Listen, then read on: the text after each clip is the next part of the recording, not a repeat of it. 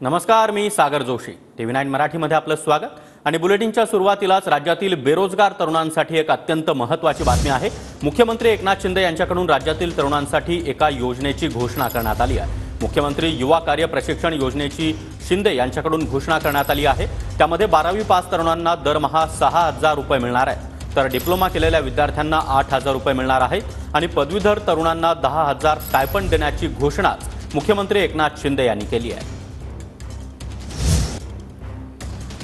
तर मुख्यमंत्री युवा कार्य प्रशिक्षण योजना नेमकी काय आपण पाहतोय. 12वी उत्तीर्ण तरुणांना दरमहा 6,000 रुपये मिळणार. तर या योजनेअंतर्गत डिप्लोमा झालेल्या तरुणांना दरमहा 10,000 रुपये मिळणार आहे. तर पदवीधर तरुणांना दर महिन्याला 10,000 रुपये मिळणार आहे. योजनेसाठी फक्त महाराष्ट्रातीलच तरुण पात्र असतील. तरुणांचं वय 18 ते 35 वर्षांच्या दरम्यान असावं. शिक्षण सुरू असणाऱ्या तरुणांना योजनेचा लाभ घेता येणार नाही.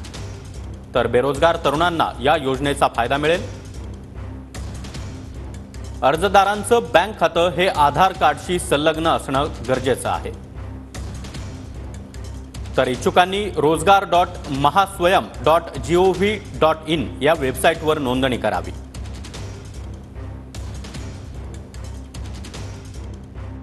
काही लोक म्हणाले लाडकी बहीण तर केलं, लाडका भावाचं काय? मग लाडका भावाचं पण केलं. आता जो 12वी झालाय त्याला 6,000, डिप्लोमा झालाय त्याला 8,000, डिग्री झालाय त्याला 10,000 रुपये महिन्याला. आणि त्याच्यामध्ये तो वर्षभर त्या कारखान्यात अप्रेंटिसशिप करेल, त्याला तिथे नोकरी लागेल आणि म्हणून ते पैसे जे आहे हे सरकार भरणार आहे अप्रेंटिसशिपचे.